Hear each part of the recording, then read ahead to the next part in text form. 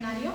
El seminario lleva por título Las prácticas artísticas en espacios de contacto, una reflexión a partir del pensamiento de Salamé. Y quería comentar que esto es el primer año de mi tesis, entonces estoy todavía comenzando, así que va a ser como un primer acercamiento hacia el objeto de estudio de lo que va a ser mi tesis, que van a ser las emociones, los efectos. Y espero que podamos después crear como un espacio de diálogo colectivo, ¿no? Y poder como un poco ideas que vayan surgiendo a partir de lo que dice esta autora y también de lo que voy a tratar, enlazándolo con las prácticas artísticas. He estructurado la ponencia en 3 apartados. El primero es la teoría de los afectos de Salamé en relación con el giro afectivo. El segundo sería lo queer y la desviación, también en base a los libros de Salamé. Y el tercero sería el potencial afectivo de las prácticas artísticas para la reconfiguración social a través de The Touching Community. He traído los 2 libros en los que me he basado para ello, que sería, por una parte, Fenomenología queer, Orientaciones, objetos y otros, y por otra parte, La política cultural de las emociones. Este libro está dividido en capítulos, cada uno de ellos sería una emoción distinta y lo va explicando a través de casos de estudio. Y este otro tiene como 3 líneas más definidas, ¿no? La primera sería un poco la fenomenología queer en relación a lo que es propiamente la fenomenología. El segundo capítulo trataría de la orientación sexual y el tercer capítulo trataría más del tema del racismo y de Oriente, ¿vale? No sé si queréis verlos, o sea, la mayoría creo que estáis familiarizados con ellos, o porque los conocéis o porque os ha dado la data, es posible, pero bueno, podéis echarles un ojo. Y bueno, antes que nada quería hablar de Salamé, porque ella, el pensamiento que ofrece en sus libros es un pensamiento situado. Entonces creo que es importante tener como unas pinceladas de su biografía así muy rápidas. Ella es de madre británica y de padre pakistaní, y aparte pasó la mayor parte de su vida de joven en Australia, viviendo. Por otra parte, ella abandonó la academia, ella pues estaba dentro del marco académico y se salió de él, y sus obras vamos a ver que están atravesadas sobre todo por la fenomenología, por el psicoanálisis, por el feminismo y por el marxismo. En sus obras hace mucho énfasis en lo que es la experiencia personal, y de ahí también veremos cómo esto repercute en la importancia que otorga al cuerpo en todo el estudio de los afectos. Podríamos resumir un poco esta idea con una frase que sería: lo personal es político y lo político es personal. ¿Cómo afronta Salamé el estudio sobre los afectos? Ella no se pregunta por el ser de los afectos porque cree que es esencialista y reduccionista, sino que se pregunta por qué hacer con los afectos, por cuál es el papel que estos tienen en la sociedad. Y lo va a hacer a través de 2 modelos principales. El primer sería el modelo fenomenológico de las emociones como algo intencional, es decir, que las emociones se dirigen hacia algo, que nos acercan y que nos alejan de unos objetos o de otros. Y el otro sería el modelo del afecto como contacto, pues simplemente nos afecta aquello con lo que entramos en contacto. Esto se puede resumir con la idea de que las emociones son bidireccionales, es decir, no están ni en el sujeto ni en el objeto, no están ni adentro ni afuera, sino que están como en el intersticio, ¿no? O sea, como entre estas categorías. Diríamos que las emociones se pegan, que contagian, que entran en contacto y que conectan los cuerpos, de manera que los acaban por moldear y por definir. Esto supone que podemos tanto afectar como ser afectados, de ahí la idea de bidireccionalidad. Así que bueno, esto voy a ir detallándolo poco a poco a partir del esquema que he dicho, así que voy a empezar con la primera parte, que sería la teoría de los afectos de Salamé en relación con el giro afectivo. Me parece importante mencionar que ella se quiere separar de lo que es el marco teórico del giro afectivo, pero sí que es verdad que ha realizado muchas aportaciones a este campo, entonces creo que es interesante también ver estas perspectivas. ¿Y qué es el giro afectivo? Pues sería un giro epistemológico hacia las emociones. Si tradicionalmente la razón siempre ha estado como en el foco, ¿no? Esto ha supuesto que las emociones han quedado relegadas a un plano inferior, un plano psicológico, un plano individual, un plano privado, un plano femenino. Entonces, esto se traduce en una herramienta para el triunfo de la sociedad neoliberal porque destaca la responsabilidad individual sobre lo colectivo. Los afectos, como se ha demostrado a partir del estudio del giro afectivo que se inició a partir más o menos de los años 80, se encuentran en el eje de la vida en todos sus sentidos. Y esto implica que son prácticas psicológicas, como sí que se ha acertado, pero también prácticas sociales y culturales, que es justo lo que estos teóricos del giro afectivo están intentando reivindicar. En relación a las teorías que se han planteado sobre las emociones, Saramet rechaza varias de ellas. Por un lado, rechaza las teorías que apoyarían, digamos, un dualismo cartesiano cuerpo-mente, que al final pues, es el que ha constituido la base sobre la que se ha construido la modernidad. Por ello, rechaza tanto el modelo corporal de las emociones, que se define por oposición a la razón y como inferior a ella, y el modelo cognitivo, que no solo replica la jerarquización de la razón sobre la emoción o sobre el cuerpo, sino que además establece una propia jerarquía emocional, porque entiende que hay algunas emociones que serían racionales y por lo tanto serían las únicas válidas para emitir juicios.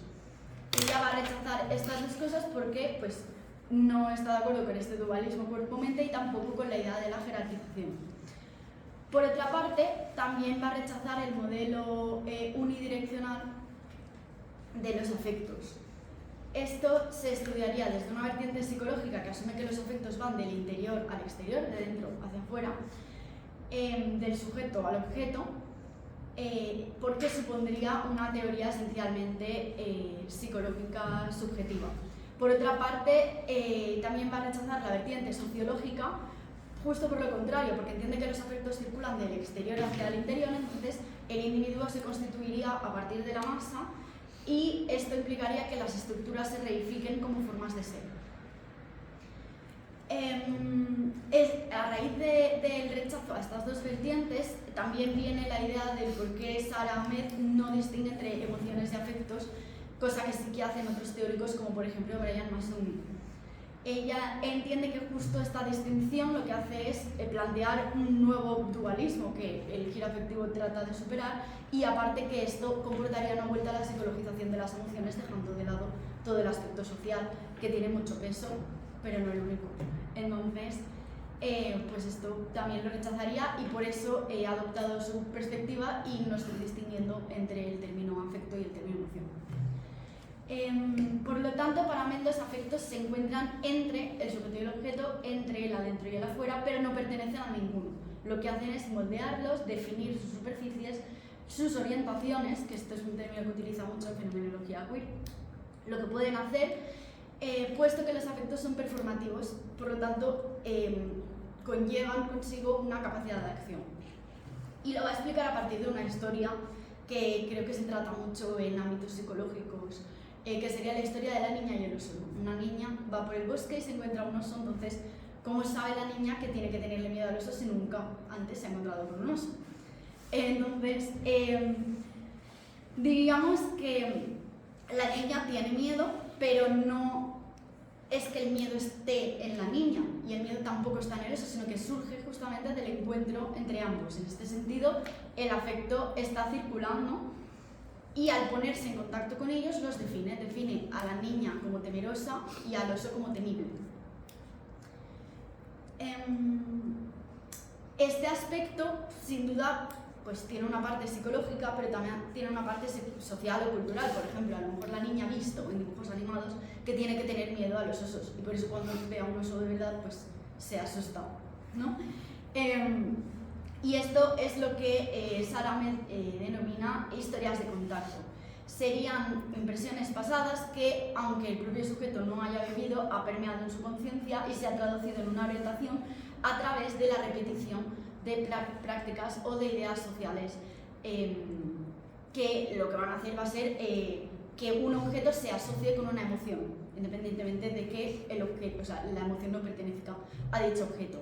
Esto se puede extrapolar a cualquier otro tipo de situación. Por ejemplo, se puede leer en clave homófoba o en clave racista y explicaría cómo se configura afectivamente la sociedad. De este modo, las historias de contacto producen emociones que moldean nuestros cuerpos acercándolos o alejándolos de unos objetos o de otros. Así los agrupan a partir de dicha repetición de acciones que generaría una norma y que esta norma se constituiría en un modelo de organización social, en una estructura social hegemónica. Esto es a lo que Salamé llama lesiones por repetición, que son simplemente las lesiones, pues, por ejemplo, si estás muy acostumbrado a escribir a ordenador, pues al final puede que duelan los dedos, puede que el cuerpo amolde esta forma, ¿no? Siempre hemos visto todos la típica imagen, ¿no? Es que los niños siempre están con la tecnología y entonces aparecen como mirando el móvil y aparece como la columna, ¿no? Pues adopta esa forma, como que se deforma, estamos pasando a un nuevo tipo de ser humano, ¿no? Pues esto serían las lesiones por repetición que aplicados al ámbito social implicaría esto, ¿no? Implicaría pues un poco el acercarse o el alejarse de unos sujetos o de otros. Se crearía así el concepto de alteridad. Y esto explicaría que las emociones no solo son individuales, sino que también son colectivas. Por lo tanto, los afectos para Salamé, al moldear las superficies de los cuerpos, posibilitan lo que éstas pueden hacer. Son performativas y se presentan como prácticas sociales y culturales capaces de configurar, desconfigurar y reconfigurar el tejido social. Y ahora vamos a entrar un poco en esa idea. Voy a leer una cita que está, si no me equivoco, en la página 27 de la política cultural de las emociones, que dice que las emociones involucran una postura ante el mundo, una manera de aprenderlo. Esto resulta clave para entender que las emociones implican un posicionamiento, es decir, una orientación, que lo que va a hacer es permitir que ocupemos el espacio social de una manera o de otra. Porque justamente este espacio no es algo neutral, sino que está producido, o sea, es un producto de actos colectivos. Esta idea de configurar el tejido social supone que los afectos se encuentran en la base de la constitución de lo que es la hegemonía y lo que no, de manera que definen, al agrupar a estos individuos, definen los unos y los otros, o sea, lo que sería lo hegemónico y lo que queda fuera de ello. Lo queer se encontraría enmarcado dentro de esta hegemonía, dentro de estos otros, de lo que queda fuera de la hegemonía. Y esto es algo que Hamed explica a partir del esquema del árbol genealógico, un esquema muy visual porque ella utiliza mucho el concepto de la línea. Tenemos líneas en nuestra vida que son verticales, las que indican descendencia, y horizontales, las que indicarían relaciones matrimoniales.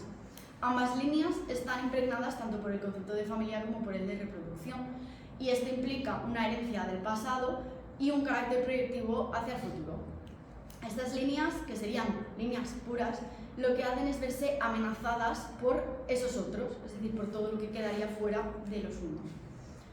De este modo, las relaciones biraciales amenazarían la blanquitud, utilizando el mismo término que utiliza Salamé en fenomenología queer, la mancharían, y las relaciones queer las truncarían, impidiendo así ese fin reproductivo y, por tanto, la línea de continuación de la familia. La amenaza es un concepto que implica una fuerte circulación afectiva, porque dentro del concepto de amenaza podemos encontrar el miedo, el rechazo, la inquietud. Entonces sería una fuente de organización social, tanto que afectiva.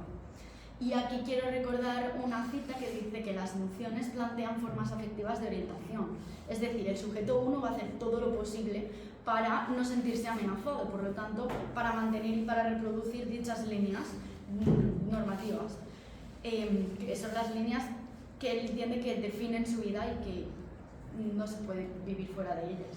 Por lo tanto, movido por estas emociones de miedo, de inquietud, generadas por dicha amenaza, lo que va a hacer es establecer relaciones de distancia para con esos otros.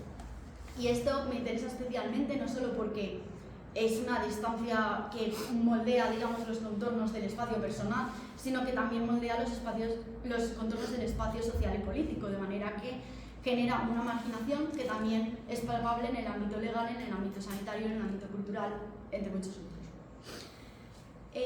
Quiero también aquí hacer mención a que Salamé no define del todo, no deja del todo claro en el libro Fenomenología queer qué es lo que ella entiende por queer, sí que entendemos que no sería solo un paraguas para todo el colectivo LGTBIQ+, tampoco sería como aquello que necesariamente implica una comunidad políticamente activa, sino que se refiere a lo queer de manera general como todo aquello que no encaja en la norma, partiendo del significado originario de la palabra como raro o extraño, que se desviaría de esa línea recta que supone la narrativa normativa que rige nuestra sociedad. Y aquí también quiero hacer énfasis en el término straight, que es de donde viene recta, porque aparte de línea recta también significa heterosexual. La circulación afectiva entendemos así que define las estructuras de poder en el imaginario social. Es un imaginario que compartimos culturalmente y que se traduce como invisible. Es decir, en términos fenomenológicos se podría interpretar como ese poner entre paréntesis la heterosexualidad obligatoria, utilizando el término de Wagner y Berland, es decir, aquello que posibilita lo neutro, lo objetivo, lo normativo, y de este modo remitiría en cierto modo a la idea gramsciana del consenso que posibilita la hegemonía.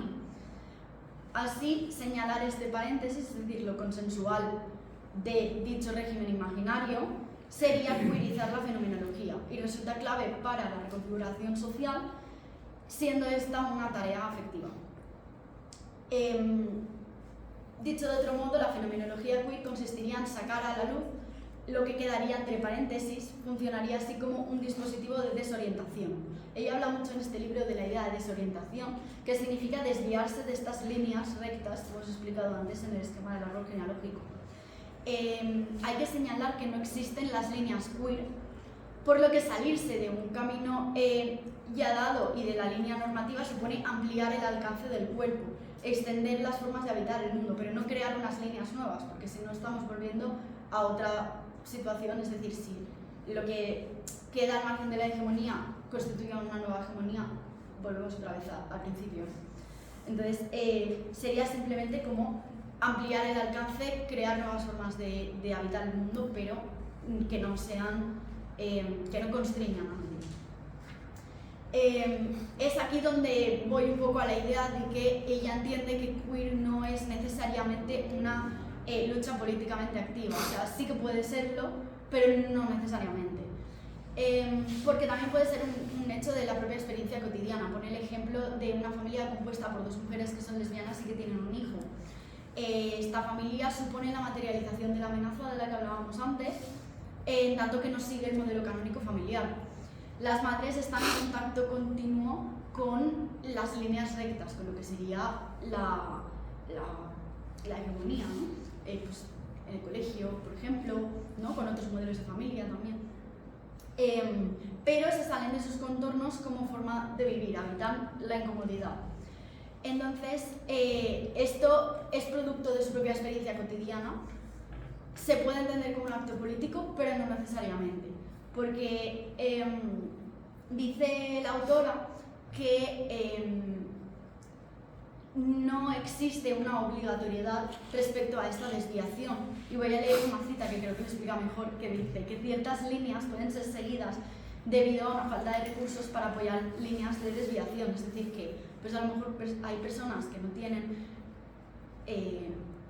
recursos personales, recursos sociales, recursos económicos para desviarse de estas líneas, para evitar la incomodidad, y por lo tanto pues deciden seguir las líneas normativas, y eso no implica ni que sean menos queer ni que no pretendan habitar un mundo fuera de estos marcos tan rígidos.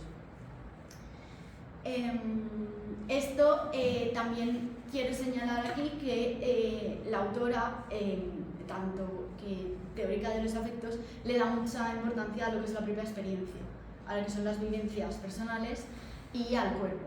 Entonces, entendemos aquí que la experiencia puede ser desorientadora, que la desorientación es corporal, es social, es individual y es colectiva, por lo tanto la desorientación se podría entender también como un afecto. Circula, se pega y tiene la potencialidad de afectar aquello con lo que entra en contacto. y voy a pasar a la tercera parte, que sería la aplicación de todo esto a las prácticas artísticas. Quiero empezar esta parte hablando del carácter interdisciplinar que tiene el estudio de las emociones. La propia autora lo dice, creo que en la nota 21 de la política cultural de las emociones, en la nota al pie, dice que las propias emociones no se corresponden con objetos disciplinarios, que serían lo social, lo cultural, lo histórico, etc. Es decir, las emociones permean todos los aspectos de la sociedad y se deben entender como transversales a todas estas disciplinas. Entendemos también así que la circulación afectiva tiene también lugar en el ámbito artístico, y prueba de ello sería, por ejemplo, la terminología afectiva que está actualmente plagando todo el ámbito artístico, pues museos, exposiciones de arte, notas de prensa, ¿no? Siempre pues, ahí está presente. Entonces creo que también es importante abordar, ¿no?, el por qué esto está ahí. En el terreno de la estética, afirman los autores que se llaman Miller y Cisterna, dicen que las representaciones de los afectos y las emociones funcionan como índices que posibilitan una nueva lectura política basada en la dialéctica entre afectos e ideología. Estoy de acuerdo con esta idea que transmiten, pero creo que más que hablar de representación de los afectos en el terreno de la estética, deberíamos centrarnos en la posibilidad de acción de los mismos. Santalmuf afirma que las prácticas artísticas desempeñan un papel crucial en la constitución y el mantenimiento de un orden simbólico dado o en su impugnación. Por lo tanto, el potencial contrahegemónico de los afectos va a encontrar en las prácticas artísticas un campo de batalla en el que liberar esta lucha contra la hegemonía, puesto que tanto los afectos como las prácticas artísticas tienen un carácter performativo. Más allá de la mera representación, que sería, por ejemplo, la denuncia, inducen al cambio, extienden lo que puede el cuerpo y acercan unos cuerpos a otros, agrupándose, pegándose a ellos, al final pues desorientándolos. En relación con esta idea, Ruth Martin Endamer habla de cómo una imagen afectada puede forzar un posicionamiento político, una toma de postura. Voy a explicar también un poco, a raíz de la pieza que vamos a ver, forzar, ¿no? Porque de nuevo volvemos a la idea de no queremos definir nuevas líneas, queremos salirnos de ellas. Pero sí que es importante, ¿no?, la idea de que al final el espectador se va a convertir en una figura activa, va a dejar de ser una figura pasiva y va a participar de este intercambio afectivo y de sus consecuencias políticas, tomando una propia postura. The Touching Community, ya llegando a lo que es la pieza, es un proyecto artístico realizado por Aymar Pérez Ali en 2016 y surge a partir de una investigación artística que hizo en torno a la epidemia del SIDA y de los bailarines españoles y latinoamericanos durante los años 70 y 80. Fue una investigación motivada por el altar que Óscar Dassi realizó en homenaje a los compañeros de la danza que perdió durante dicha crisis.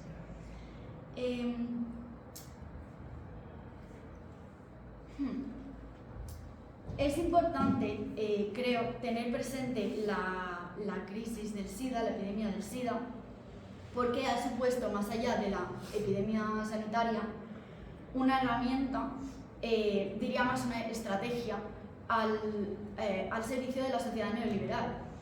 Todavía hoy se siguen sufriendo las consecuencias a partir de desinformación, mediatización y diríamos que justo el hecho de que se haya convertido esto en una estrategia ideológica lo que ha hecho ha sido marginar o desplazar a los homosexuales de los espacios de sociabilidad comunes. Quiero aquí rescatar la idea de la historia de contacto que he explicado a través de la metáfora de la niña y el oso, para hablar del estigma que se ha creado a partir de esto, porque al final es la manera en la que la sociedad ha marginado a este colectivo. Por ejemplo, cuando hace un tiempo salió en los periódicos el brote de viruela del mono, inmediatamente fue como volver un poco a la epidemia del SIDA, ¿no? O sea, se creó como una alarma social en torno a ello, y esto sería también una idea que podemos extrapolar al propio COVID, que lo tenemos más reciente con el aumento de delitos de odio contra la comunidad china, por ejemplo. De modo que siempre, a través de la repetición de estas normas que se han construido, se va a acabar culpabilizando y estigmatizando a esos otros que van a quedar apartados, marginados de la sociedad.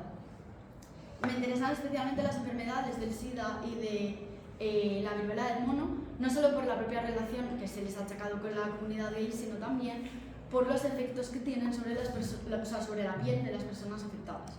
Porque la piel es muy importante en el estudio de los afectos, ya que es el órgano corporal de contacto con el mundo.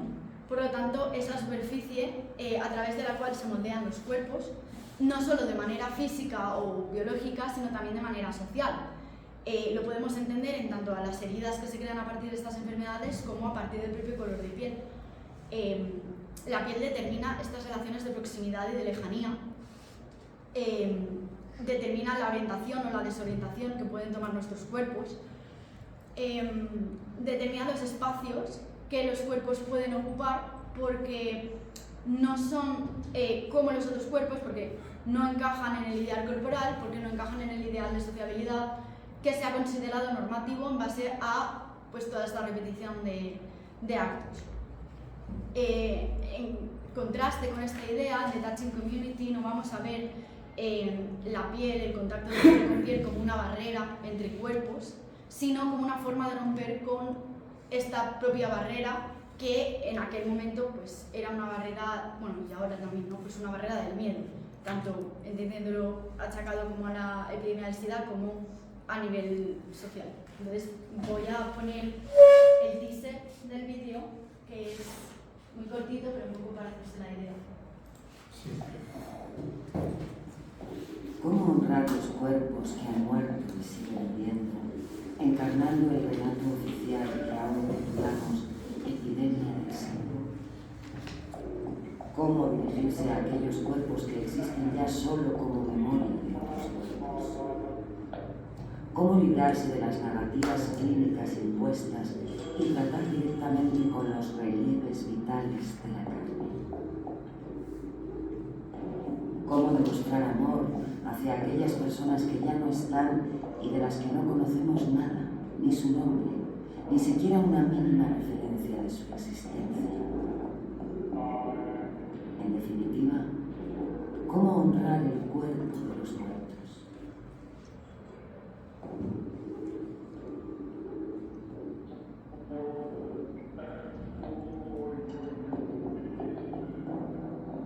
Tulum, 22 de agosto de 2016.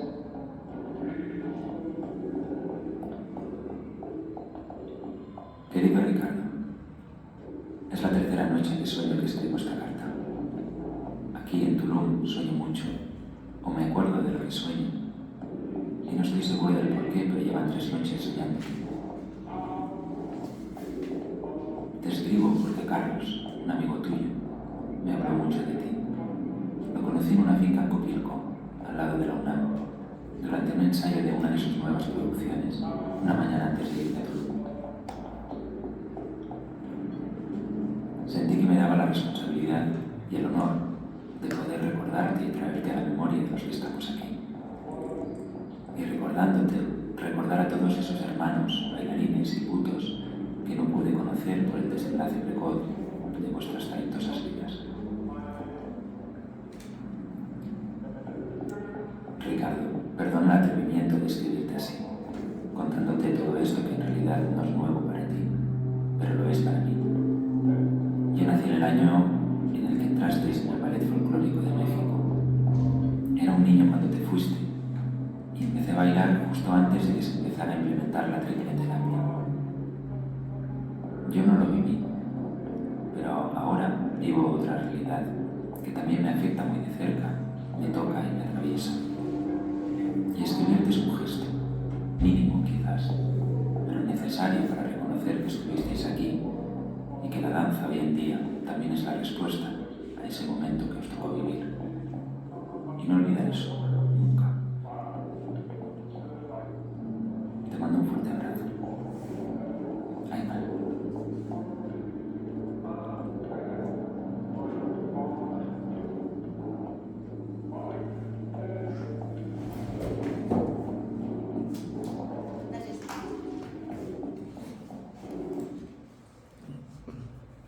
Bueno, voy a retomar la ponencia con una cita de André Lepecki que dice: el sujeto político particular que transforma los espacios de circulación en espacios de libertad tiene un nombre específico, el bailarín. La danza ha supuesto a nivel histórico un medio de expresión de los ideales de cada época, por ejemplo, pues el ballet triádico, bueno, pues hablaba de toda esta modernidad, de la industrialización, y también ha supuesto una vía de expresión política y de rechazo a dichos ideales, ¿no? Pues justo en el otro lado de la balanza tendríamos la danza expresionista de Isadora Duncan. En este sentido, The Touching Community también rechaza la narrativa hegemónica que ha estigmatizado a la comunidad homosexual, especialmente a los bailarines, y lo hace a partir de la técnica del contact improvisation, que es una técnica creada en los 70 por Steve Paxton, en la que, en contraposición a la idea del bailarín autónomo individual, pues un sujeto vertical que baila solo o en coreografía al lado de otros, pero solo, aquí se crea una danza conjunta basada en el contacto piel con piel, en la que todos los bailarines eran uno solo, se fusionaban en una figura colectiva. Además, el movimiento improvisado de este contact improvisation nos ofrece un eco visual de la idea de desorientación, el desvío de la línea ya dada, del relato marcado, para poder abrirse paso a nuevas posibilidades. Durante la epidemia del SIDA, los bailarines pensaban que el sudor podía constituir una vía de contagio, por lo tanto tenían miedo a tocarse. Entonces, frente a esta idea, los cuerpos en The Touching Community se entrelazan, rompiendo, haciendo que el cuerpo rompa con lo que sería la superficie que lo delimita, eliminando esta separación entre el adentro y el afuera, entre lo individual y lo colectivo, que justamente son dualismos que el propio giro afectivo trata de superar. Esto se realiza en un intercambio afectivo, en una circulación en la que participan pues, afectos como el miedo, la valentía, la injusticia, tantos afectos como personas haya presentes. La piel, en tanto que órgano de contacto, se establece así como una vía que conecta a unos con otros y viceversa, afecta y es afectada, estableciéndose como un medio afectivo de creación de comunidad. Y rescato aquí una cita de Yves Sedgwick que dice: tocar es siempre ser alcanzado, acariciar, elevar, conectar, envolver, y también entender a otras personas o fuerzas naturales en tanto involucradas en el mismo proceso. Los afectos atraviesan cuerpos y objetos, y la materialidad corporal se vuelve así clave en el intercambio afectivo. Es solo a través de ella que los afectos pueden alterar la esfera pública con su irrupción.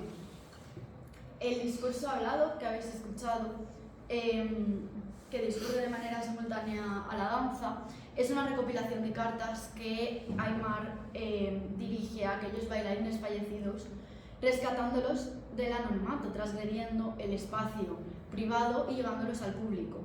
Esto supone una manera de construir un nuevo relato sobre estos hechos, abandonando el relato hegemónico, y podemos entrelazar esta idea con el pensamiento de José Esteban Muñoz, que entiende lo queer como un nacer en futuridad, como una utopía que todavía no ha llegado y que es posible a través del trabajo performativo que rompe con la temporalidad heterolineal. Este volverse performativo del pasado constituye una historia afectiva de contacto que nos mueve a actuar, de manera que Gali, al rescatarlo, consigue afectar nuestro presente. Podríamos así decir que The Touching Community recupera el pasado en términos de memoria para afectar al futuro, o mirar hacia el futuro en términos de utopía. Y lo hace a partir de la acción del cuerpo como una herramienta que nos ofrece un presente afectado. El cuerpo se constituye así como político, es una vía para luchar contra la hegemonía, un lugar de contacto que participa de la circulación afectiva y que se vuelve un elemento clave en las prácticas artísticas. Y ahora vuelvo a la idea que había mencionado antes, que había dejado un poco pendiente, de ese forzar a posicionarse políticamente ante una obra artística. Uy, no está funcionando esto. Vale. Galí lo que hace es rescatar del olvido cuestiones que ya en los 80 pusieron de relieve artistas como Pepe Espaliu, con piezas como la que vemos aquí, esta de arriba, que es Caring. Esta pieza supone para The Touching Community una historia de contacto, puesto que contribuye a la acumulación del valor afectivo presente en la puesta en escena. Son piezas distintas, que se desarrollan de manera distinta, pero que beben de un mismo contexto social. La pieza de Caring, para los que no la conozcan, es una pieza performática en la que Pepe Espaliu dio la vuelta a gran parte de la ciudad de Madrid y terminó en el Museo Reina Sofía, mientras que, bueno, él y otras personas también, lo que hacían era que llevaban en brazos a los enfermos de SIDA. Entonces, es una pieza que trata de concienciar, pero que también tiene un importante potencial afectivo, porque al final el público no se queda indiferente, y es esta la idea que quiero enlazar aquí con The Touching Community. La circulación de los afectos tiene lugar entre público y obra. Ambos van a afectar y ser afectados bidireccionalmente, de la misma manera que no se puede entender una obra sin público ni el público sin obra. El público pierde el carácter pasivo que le confieren términos como espectador o como asistente, porque no está expectando nada, no está asistiendo a nada, sino que se vuelve activo, queda impregnado por los afectos como los que hemos visto aquí, miedo, valentía, rabia, que lo que van a hacer es incitarle a posicionarse políticamente como una reacción a ellos. Es decir, no le va a decir la pieza al público cómo se tiene que posicionar, simplemente va a plantearle la posibilidad de pensar críticamente, de posicionarse, saliéndose del camino normativo. Sería un poco este hecho de sacar a la luz el paréntesis, esa invisibilidad de la que estábamos hablando antes. Por lo tanto, ya para concluir, diríamos que, así como resumen, la circulación afectiva presente en las prácticas artísticas crea un lugar para el desarrollo de nuevas identidades, de subjetividades alternativas a la línea hegemónica normativa, ofrece la posibilidad de la desorientación y así un espacio de contacto en el que se agrupan los cuerpos en colectivos, produciendo impresiones en el tejido social. Genera, por lo tanto, un espacio de creación de comunidad, un espacio abierto y diverso y pues, un espacio seguro para la reconfiguración social. Bueno, pues muchas gracias por esta atención.